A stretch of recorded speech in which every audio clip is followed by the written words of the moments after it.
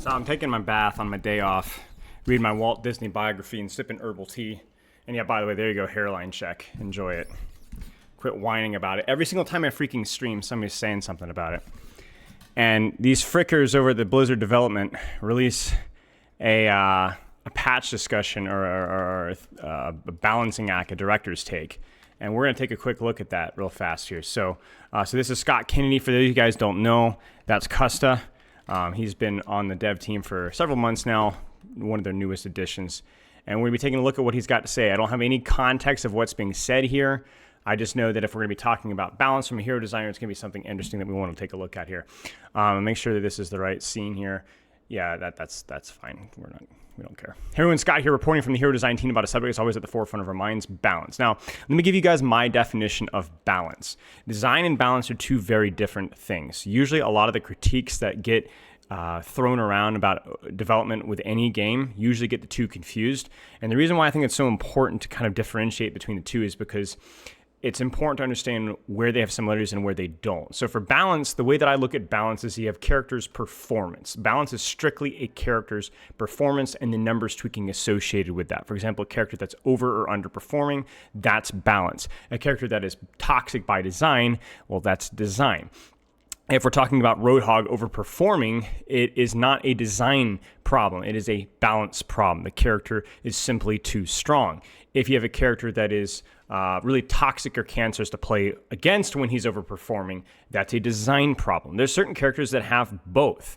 But the reason why that's important to differentiate between the two is because balance doesn't always address design problems. For example, if you can tune down Roadhog so that he's less visible, that is a balance solution to a design problem. In other words, we're making the character weaker so that people don't have to be confronted with how horrible of a design he is as often. So it is less toxic to have well-designed characters be more overtuned balance-wise because it's easier to cope with them because either they're harder to play, there's more counterplay around them, they're more fun to play with or play against. And so when we talk about balance, it's really important that we fundamentally deal with the root issues here. And this has been, I would say, a good 60-70% of my critiques of the design team in the past few years is while they've done a much better job of it, sometimes there's still some confusion. Characters underperforming or characters not very popular, they'll tune things the wrong way or they'll treat a design problem like a balance problem or vice versa. And I see the community making the exact same mistakes with the criticisms. So let's take a look here. Balance. This is one of the trickiest parts of game development and often the hottest topics in the Overwatch community. I want to show you a bit of what that process looks like from start to finish and how we arrive at balance changes. From hero-specific adjustments to wide game modifications. You'll also get a sneak peek of some changes coming to Season 17. So I'm reading through this fast. I'll really slow down for the pertinent parts. Big fan of the data here. Some of our balance changes are inspired by tangible numbers that come from various sources, like pick rates or win rates. I don't think that balance should be done anything other than focus on pick rates and win rates. Now, I do think that you should look at pick rates and win rates in context and not in a vacuum. For example, it's very common for characters with very high pick rates to have something closer to 50% win rate because of mirror matchups. They obviously also look at non-mirror matchups, but just for context. I also think that for characters that are really toxic design-wise, that their balance should be less of a priority when they're underperforming because it's probably just as well if those characters are underperforming. We aim to keep heroes with a set win range of 45 to 55%. And just, by the way, guys, that's actually a pretty big fluctuation. So that's not them being way too nitpicky, like, oh, well, Roadhog shouldn't even have a 45% win rate. That's pretty darn low for context. That's like a 10% less chance of actually winning a game, sometimes even more when compared to other characters. So that's a big deal. So I think that's a very, very, very forgiving win rate there. They're not forcing 50-50. And if they deviate from it, we know something needs to be done. This is less about making all heroes viable in every situation, more about ensuring no hero is universally a wrong choice. Okay. Hero bandits add a whole new set of information. High ban rates are a concrete indicator that a hero is an issue for a large subset of players and leads us to a much closer look at what we can do to improve the experience of players playing against certain heroes. Now, I do want to highlight here that this is also a community opinion problem as well. For example, Sombra, right? Sombra is by definition the worst most oppressively hated character in all of Overwatch, but I do think that she's overhated. I think anything that is most hated or most loved is there's definitely going to be some bias in there. And with Sombra, I think that she's a lot more difficult to play than I think most people realize, but she's still perceived as incredibly toxic. And I'm going to not go down the rabbit hole too far there. I do think that she earns a large portion of her hate, but obviously, like, things always go too far in the opposite direction. That just tends to be human nature. So we have to kind of look at those ban rates within context. Contextualizing data we've gathered is important, helps us identify changes. Widowmaker's a decent high ban rate in sniper maps like Havana, but that doesn't mean she needs immediate changes. Some players just don't want to catch a headshot right out of spawn. Frey is an excellent example of how we already introduced hero ban data. Win rates were low. We make her more impactful, got better. Hero ban skyrocketed above diamond rank in competitive mode. Frey is the most banned hero in multiple regions. Makes sense. Data is helpful to identify a specific issue, but after that, we look at feedback and delve into how hero feels within matches. So that's important. So that's where we look at the balance is like, okay, this is a balance problem. So then how does the character feel within the match? So what you can do is you can use the balance data, but then you need to be very careful to balance according to design. So what I mean by that is, let's look like Genji. Let's say that Genji, for whatever reason, had 57% win rate. You'd have to look at what are those specific pain points that feel very frustrating to play into as Genji, or with Genji, against Genji, sorry, but what are some things that feel really good as Genji? So for example, what you wouldn't want to do is you wouldn't want to increase the cooldown of dash.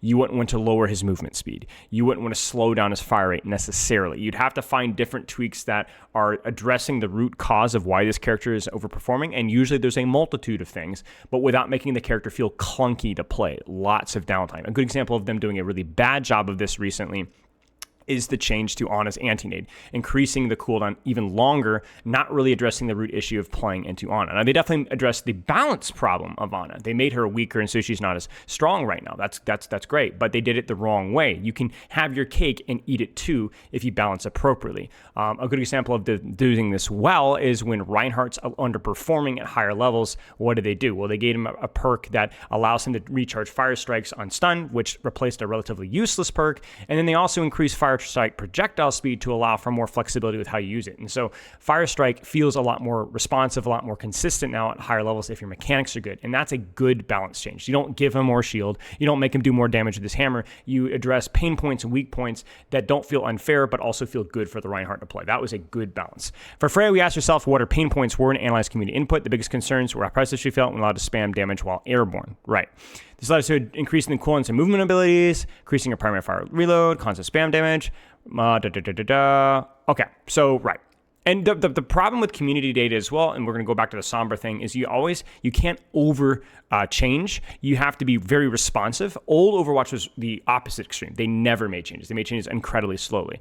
But you can't overcompensate too quickly. A really good example of this is when Hazard was overtuned. He gets his block nerfed, and then he gets a significant 1 second nerf to his jump on cooldown.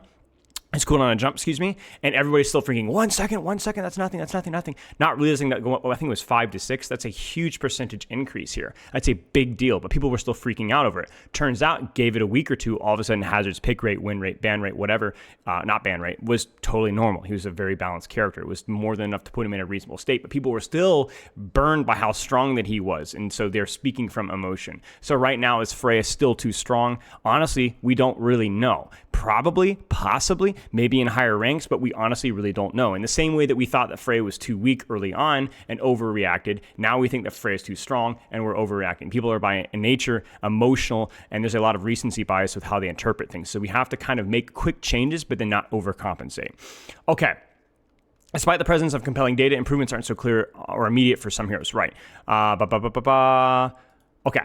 Sombra's on the thing of being fixed. Good to know. Data isn't the only way we decide balance changes, though. Gameplay factors like the enjoyment of ease of playing a hero, their ability to keep up the rest over to 2 wrestlers influence decisions.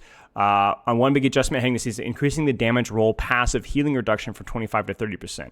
I'm very curious about why this is the case, which should help damage dealers better contend with the amount of healing and support heroes are churning out. Interesting. I would love to know... I mean, it's not a big deal. It's only a 20% increase in the damage roll passive. But this has kind of chronically been an issue with certain tanks in terms of being able to keep up with that. Maybe we're seeing ourselves kind of move more into a sustained meta, and this is a way of doing that. But I've never really looked at the damage roll passive as being anything other than meaningless fluff.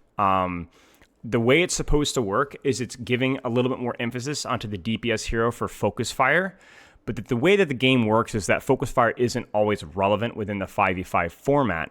And if anything, it simplifies the process. In other words, if you talk about Overwatch from a context of multiple people taking positions, taking space, taking engagements, supporting each other, not often does that mean 5 people shooting the biggest, fattest target on the screen and exploiting the passive healing reduction. And so I've always looked at the DPS passive as a band-aid solution off of just adjusting support healing numbers as a whole. This not only empowers supports and tanks to actually consistently land kills without relying off of a specific damage character, but it also allows us to be very selective about which supports have to deal with the passive healing reduction. If we're seeing too much healing from supports like Lifeweaver, like Baptiste, like Ana, like Moira, like whatever, Kiriko, I mean, who knows, I don't really know, then we can deal with that on a case-by-case basis, whereas a global change like this is always generally a little bit risky because it doesn't necessarily address the root issue if sustain is a problem. I'm not saying sustain isn't a problem, but obviously we just have to be very careful with what that does. And then from a gameplay loop standpoint, I don't find the DPS passive really increasing the quality of anything. Now, maybe having some form of DPS passive helps to deal with super tanks in certain situations. Maybe if we were to remove the DPS passive entirely, there would be situations where tanks just feel unkillable with certain compositions in certain situations. I honestly don't really know. I was always playing devil's advocate here, and honestly, I don't buy this explanation here. I'm not saying that we should criticize it necessarily, although I'll be a little critical. It's more about this is just this. I'm not convinced that this reason is enough to convince me. I don't see this as being the best solution for a problem if it is a problem. The basic global health regeneration timer is also increasing from 5 to 6 seconds and after to make damage feel more impactful within matches. Again, sure, I guess. I'm not so sure how I feel about this. This actually doesn't really affect, this actually hurts DPS heroes worse than it hurts other heroes. Supports already have the passive for healing. Obviously, tanks deal with this as well. So this is more of a quality of life change against flankers and DPS heroes as a whole, because those are the characters that are generally benefiting from the global health regeneration timer, because those are the heroes that are generally split off, taking angles, taking space. In addition to that, because tanks don't have the support passive, they also sometimes slightly benefit from this more so than supports. Again, these two things seem married together, but they are completely different. This definitely helps damage dealers do more, maybe not in the best way. This does not. This is a nerf to most damage characters more so than it supports, to my understanding. So it's not a big nerf. It's not a huge deal. It just doesn't make a lot of sense. And oftentimes when I see notes like these, I wish we could give more explanation and context of why we felt this was the case in an effort to make damage feel more impactful within matches. Within what context? As in duels where a person can AFK for 5 seconds and then re-engage for a 10 healing per second. I don't buy that. I don't get that. It's not that this is a big deal.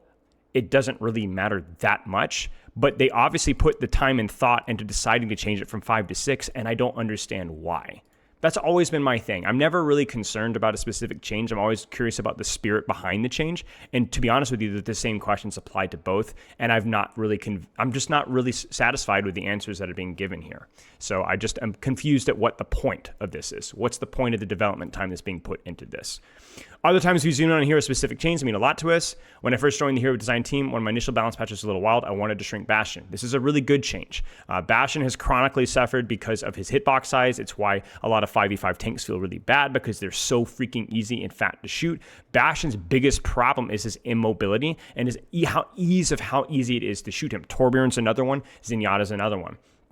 My favorite, Cheerful Omnic, does a ton of damage, but the sheer size of his character model makes him difficult to play in many situations. Bastion struggles with survivability even though he's the largest health pool and armor pool.